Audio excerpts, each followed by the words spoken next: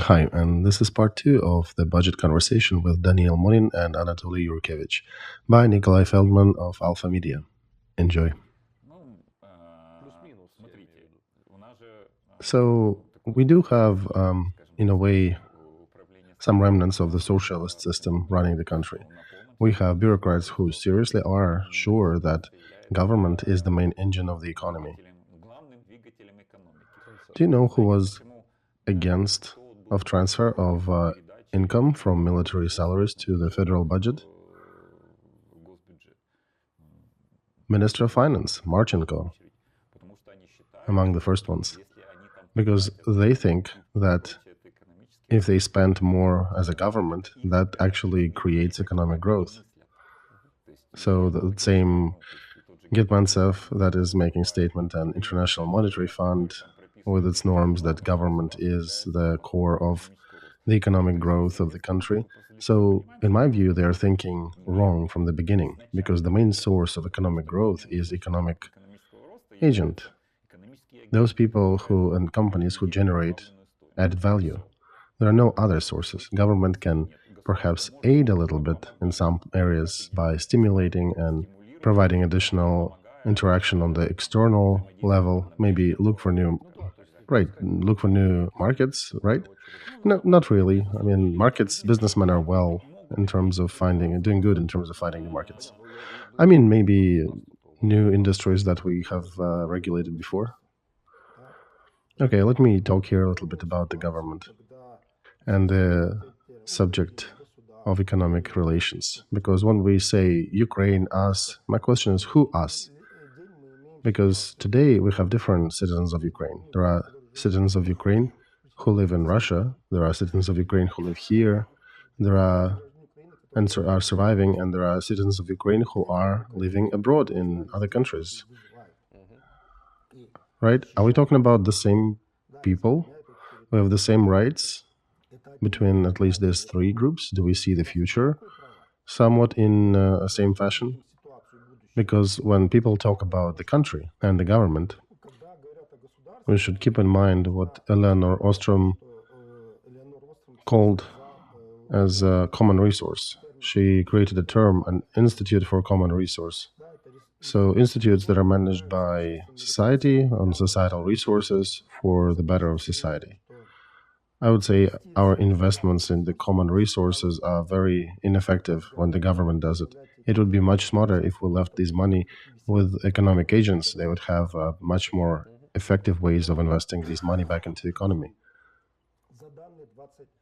In 2020, 2021, the gross income of those companies that were managed by government constituted less than 10% of overall companies in Ukraine. About $1 trillion of hryvnias, right? Yeah, something like that, but it's less than 10%. And that's a path we went in about 30 years. In 1991, 100% of profits and proceeds were generated by government companies. We did not have private. We went to a whole different country when a private sector is actually generating money and is paying the bills. If a bureaucrat was the person running these companies before, now it is private economy and private entities and private persons who are doing that. We are at a level when we start to need changing this attitude, the way we think about it. It's not people who are slaves of the bureaucrats. It's bureaucrats who are hired managers to provide certain service to the people that hired them and to provide perhaps effective management to common resources. Because if there will not be effective management of certain areas of society, like effective defense, effective economic means distribution, then other investors will not come here. Because investors, they have preferences and they can look at other countries. And our people here with money also learned and figured out how to work in other countries. Right, I'm also thinking that this process will intensify. The war stimulates people generally to leave the hot areas. Of course, we have limitations to cross the border, but the most active ones are finding ways to leave the country, and we are losing economically active assets who are ready, who have capability to create that added value in the country, in our economy.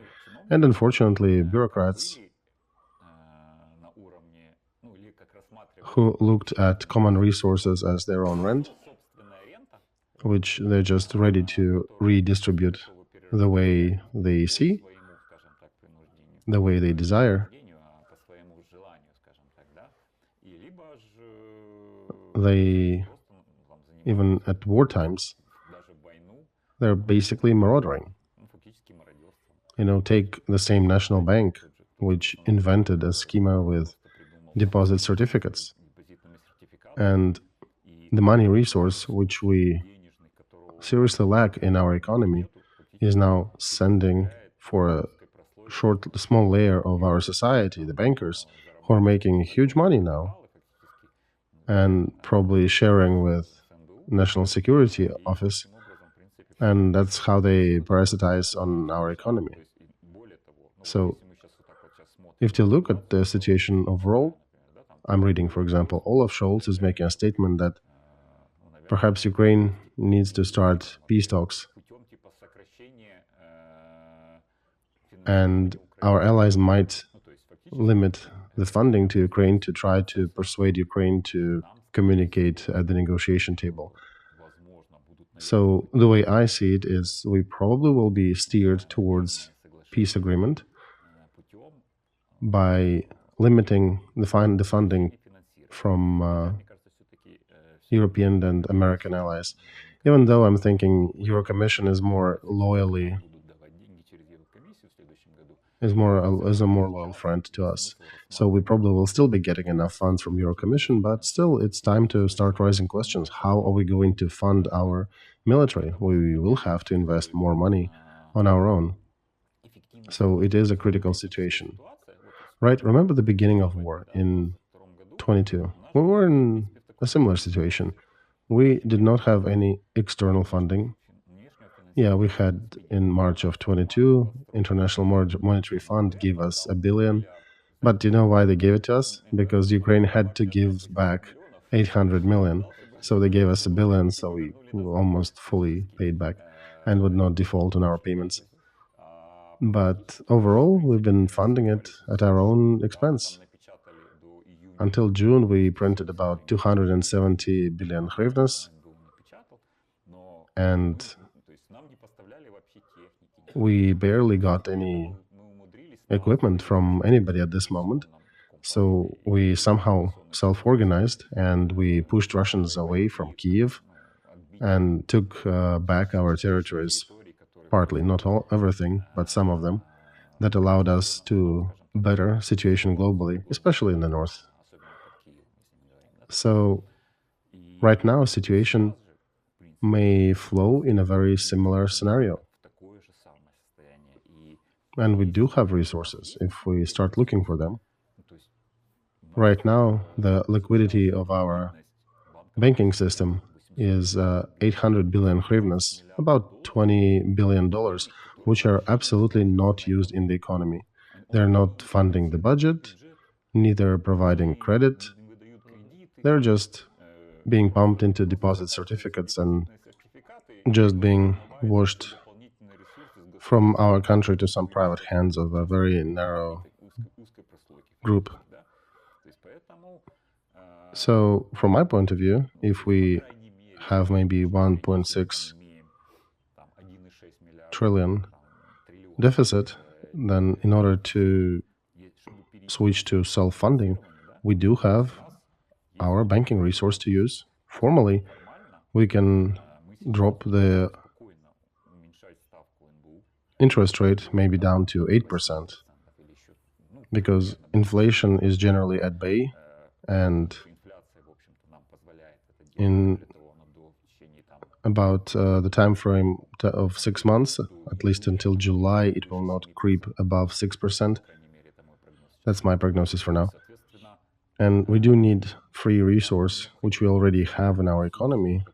We need to send that resource to fund military projects, to provide credits to businesses, rather cheap credits, because in order to provide inexpensive credits, you need to drop down the interest rate, to drop down the cost of money for businesses. And in general, government debt can also be funded. Dropping down the bank interest, you can immediately drop down the credit interest for internal credits. And this way we have a resource for at least half a year.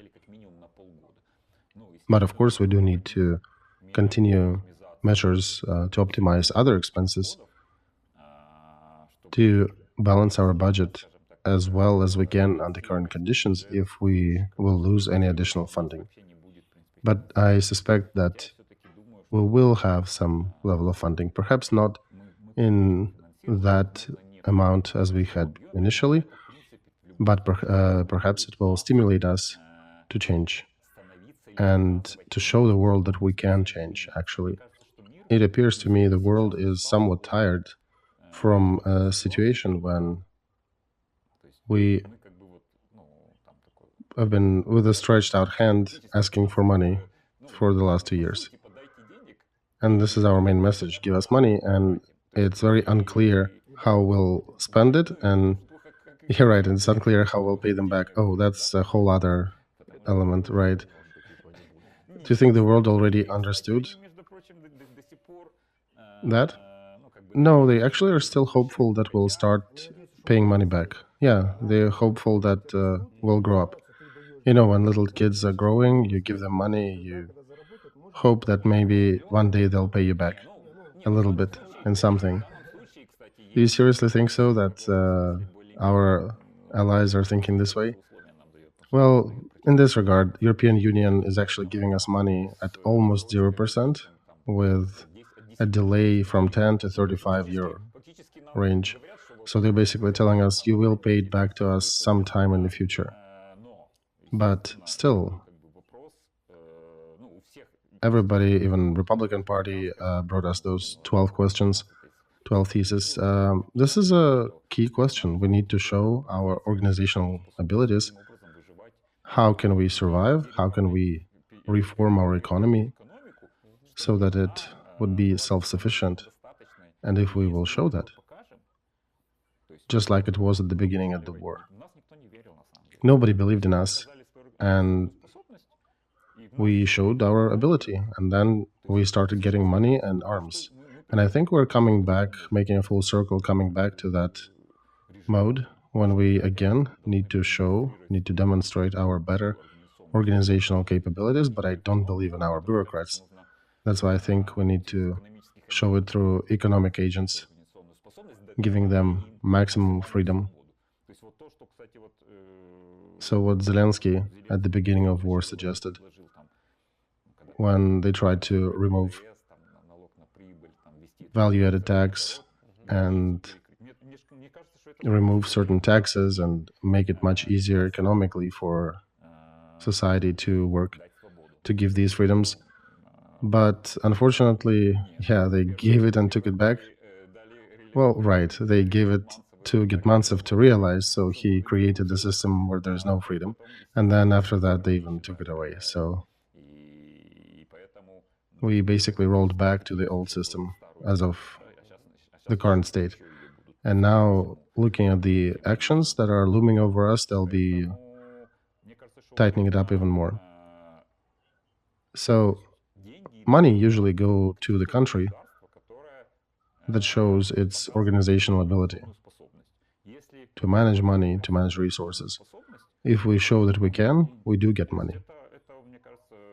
I think organizational abilities, if you as a leader, let's say Zelensky, who understands that government machine is incapable to manage money that well, then perhaps you need to decentralize.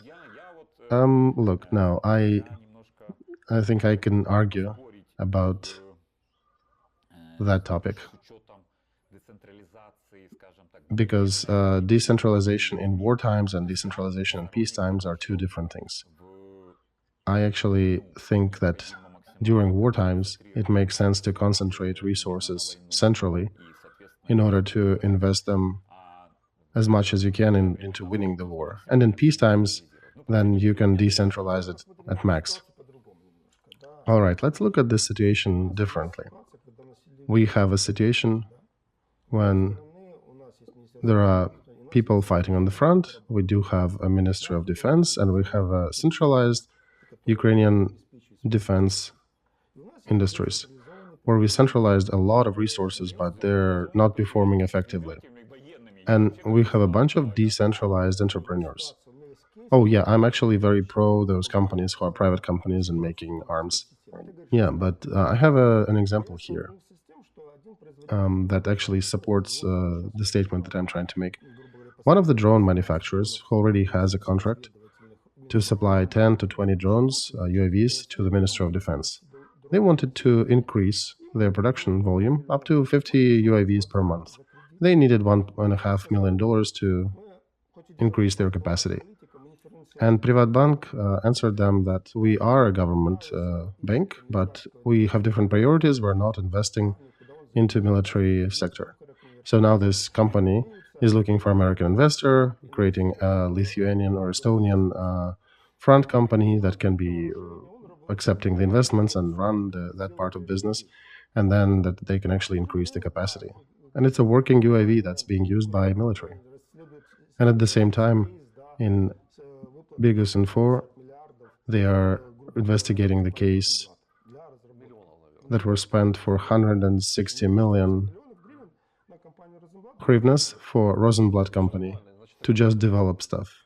And the bank gives money to the company to develop. Right, so they can give money to some who apparently have certain preferences for even development, not even production, and the other companies cannot get money to increase their production. Right. So Privatbank in their position, since for several years our government policy was to transfer these banks from crediting economy to crediting the budget. So our government sees that system as a vital element to credit the budget. And it even not doing its functions now in this capacity. They're basically parasitizing even on this system. There's no reason for them to give a credit. They can create or buy those deposit certificates and get those 20% a year without any risks, right? So one needs to change the rules in the financial sector so that banking system would have certain priorities. Right. Priority should be, first of all, winning the war, and second, we need to maintain some profit margins for the banks so they would still be interested in providing credit. I think we should return what was here before 2014, when deposit certificates were generating maybe 2 to 3% per annum. So it was the instrument of last hope for banks. When, for example, they failed to invest their money into business, they were not really funding government too much. Their main function was to credit the economy. That was their main function for existence, raison d'etre, if you want. And the deposit certificate was basically a Hail Mary. When you have extra money that are not making money, you could put them there and make at least something. And now it's a whole other tool, but it needs to be changed legislatively. And it's strange to me that we're even talking about these things. They're rather banal, right? I understand that, Daniil, it's not easy for you to try to explain it as to kindergartners because the tasks overall, this process overall, are rather simple. And guys, please do not forget to click the like button because it is super important for us to make sure more people see that stream, and we just need to make sure we steer our funding properly. And if we cannot control those 4 trillion hryvnias that our budget is, then what do we want from our Western partners? To invest money in Ukraine as in a black hole? I don't think anybody will buy that proposition. Elena Kislitsina is asking questions about changing the checkings, certain financial processes. What's there? Can you elaborate more? She's saying it's worse than taxing the VAT. I'm not sure what she's talking about. That's a rather large subject, and I haven't seen that recent law modification on the checkings for the companies by the tax organs.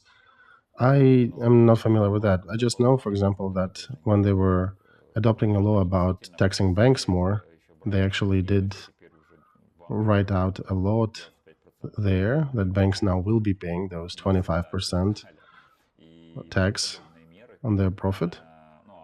And in 2023, they were actually facing paying back 50%. One would say that the main reason for money not being in the economy are those deposit certificates. So instead of government fighting the reason for money not being in the economy, they're fighting with consequences that certain sectors don't get enough funding. So yeah, I know they took off the moratorium for customs checks of the companies, right? I heard that, but I'm not sure how it is now. This information hasn't reached me yet. Well, I can only say here that I sent a Telegram link to Elena. Elena, come join the stream. I sent you a special link. You can join the stream and tell us what you know and what questions you have. We'll bring you live on air. Just, don't write comments under there. And I have a simple question. How do we optimize everything? Perhaps we should formulate our vision that we want a different budget. We do not want the budget that you are making because you're making a traditional tool, a transfer banner of Ukrainian budget, very traditional to the years past. And we don't want to spend that much money, whatever it is, 1 billion, 700 million or something for somebody's fisheries. Maybe we want to spend 1 million instead. Let me try to answer this question. So in your stream, there was a thesis voiced recently that in order to acquire those horizontal connections, you need good communication, and then cooperation comes out.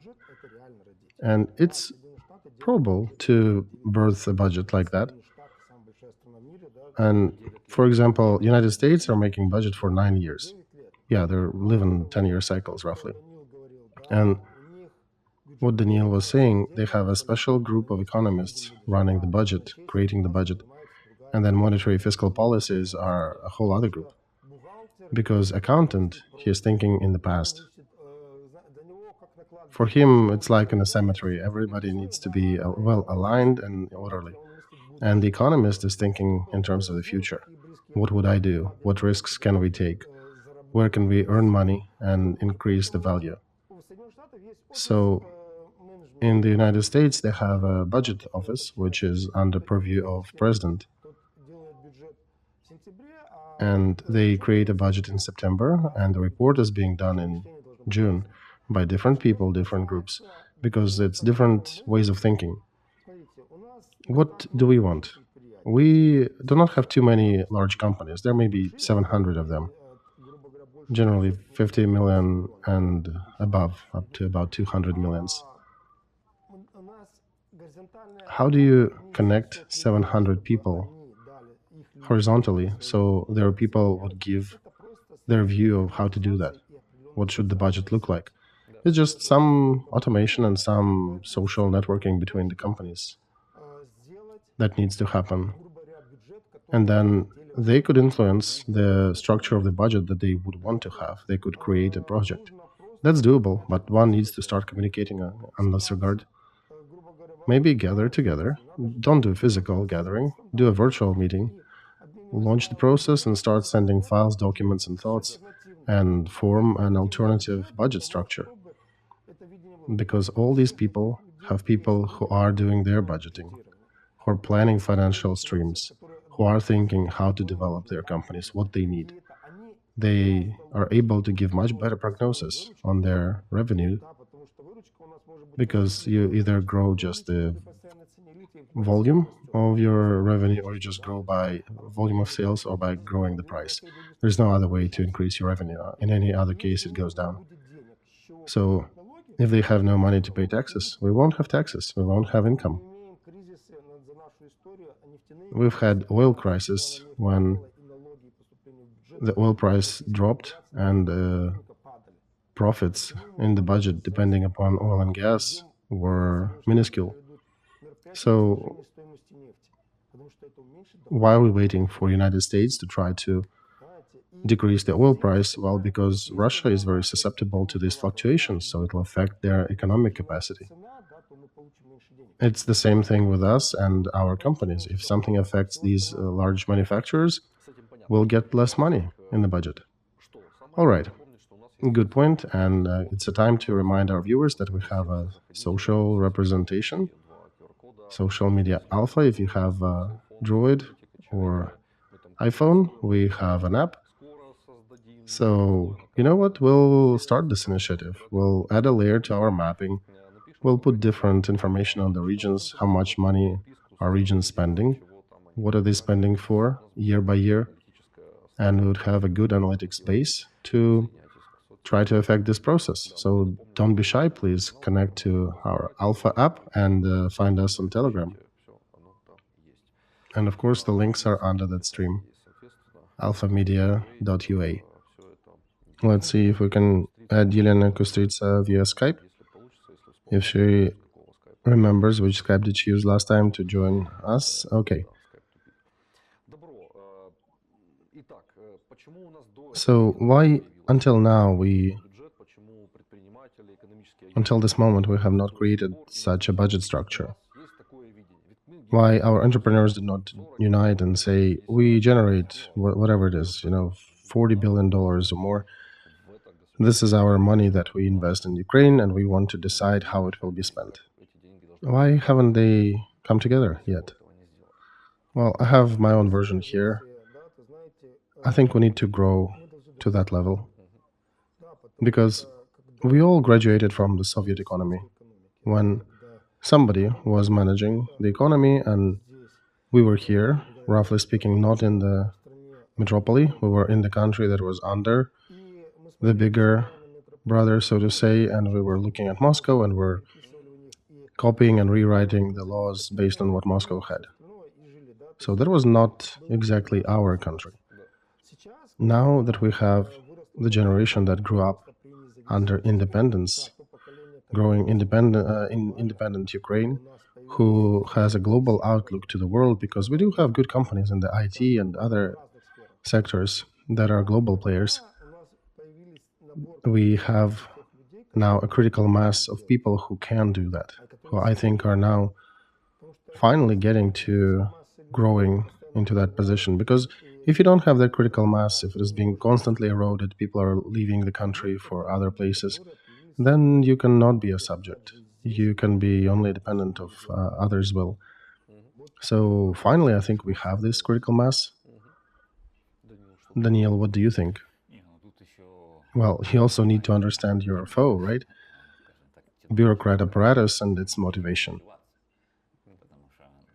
A bureaucrat caste, in a way, because they are rather used to that it's their rent and they don't want to give it away. It's their interest, it's rather straightforward, and it's difficult for me to say what can change that. I'm thinking of maybe only elections in this case, but even that under big question mark, because you need at least change the law, and we have a whole layer of those laws that are protecting their rights, and the bureaucrats are defending these laws by all means they have. So what people are saying about deregulation, trying to destroy some of the government acts, those are being generated at a higher speed. And besides that, every law also has a bunch of regulations that they don't even touch when they dismantle some. So they can basically fleece you and cut you 7 ways to Sunday in any way they like. So it is akin to fighting an organized crime group of bureaucrats. And I think it's in our future. We'll see how that will unfold, but I sincerely hope it will follow some peaceful route. Otherwise, unfortunately, I think we may have a rather sad future. Well, let's not forget that our future is in our hands. And it cannot happen like we elect somebody and the person comes and saves us like a magician on a blue helicopter, coming over and saving the day. No, that's not going to happen. We need to start growing a horizon, just like many of our private companies. Companies, good ones, they have a horizon of vision for 5, 10, 20 years sometimes, because they need to think about being buoyant regardless of what politicians come. So it kind of is evolutionary process. We need to grow into these shoes, and our saving is on our own. Nobody else will. We survived the beginning of this war in 2022 on solely horizontal connections, when decisions were made directly, when people were calling the ones they knew, and they moved, and they defended their territory, and they fed those who needed food, and they brought arms to those who needed arms. We need to continue developing these horizontal connections between entrepreneurs, and not just communicate, but also teach them how to create the documents, how to create the common will of laws that we want to see. Because what happens now, an entrepreneur can throw in an idea and say, hey, I would want to have this. And then there is a whole ordeal starting, because one bureaucrat may write a pretty good law based on this will, and then some other bureaucrat adds an addendum to this law at the last moment that basically annuls everything that was in it. And then you spend a year and a half trying to fight that and face a lot of problems doing so. I've seen quite a few cases like this, when at the end people had to take their people out to the street, block the streets, protest things, because somebody decided to save some money paying, for example, for sunflower oil. And bureaucrats were helping these people to do that. So it would be good to have this organization of entrepreneurs where they basically saying, okay, this is the law, this is what we want to see.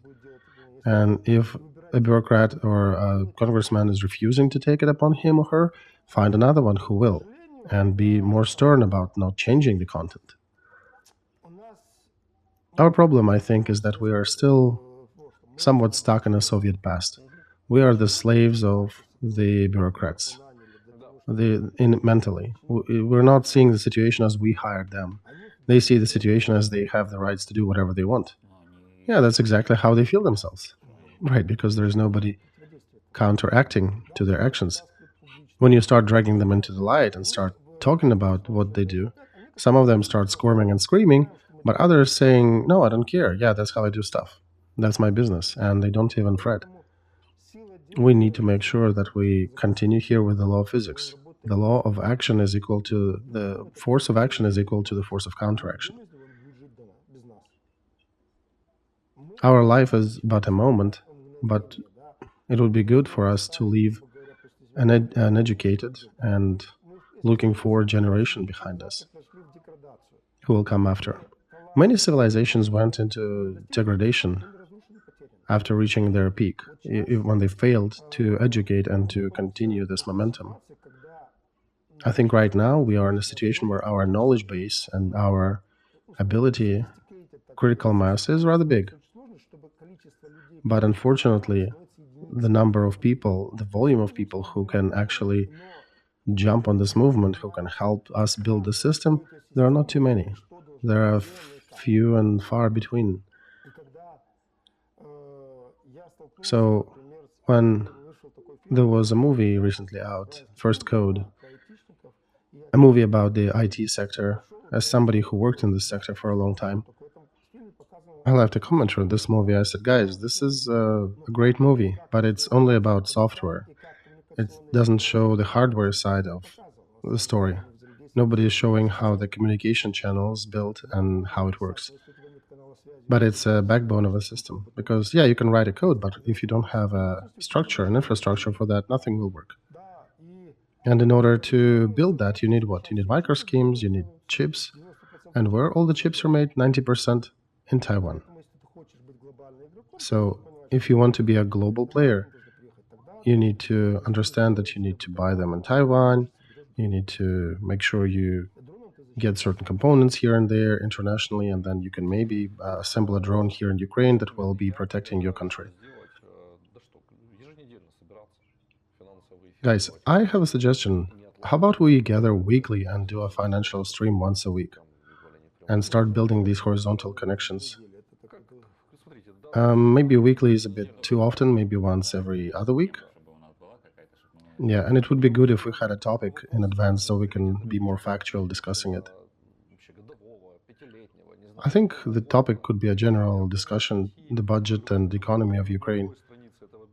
I open the article on any page of this budget and I want to cut things. I don't want money to be spent on what they have in the budget. I think the only way it can be done is to formulate an alternative vision. And it needs to be done almost live on air, I think, because we need arguments to propose and say, look, we're spending 8 billion 700 million hryvnias on some resource protection, and we should be spending maybe $1 million, especially in times of war.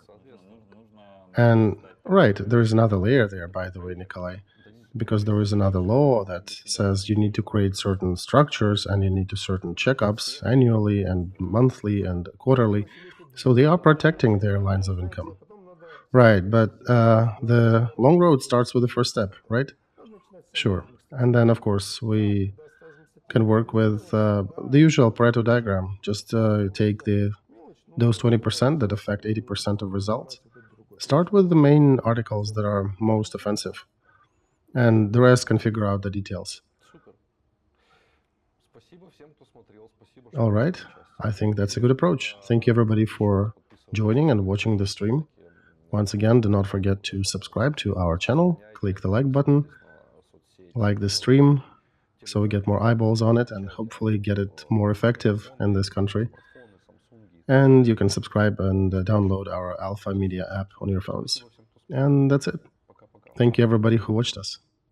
Goodbye.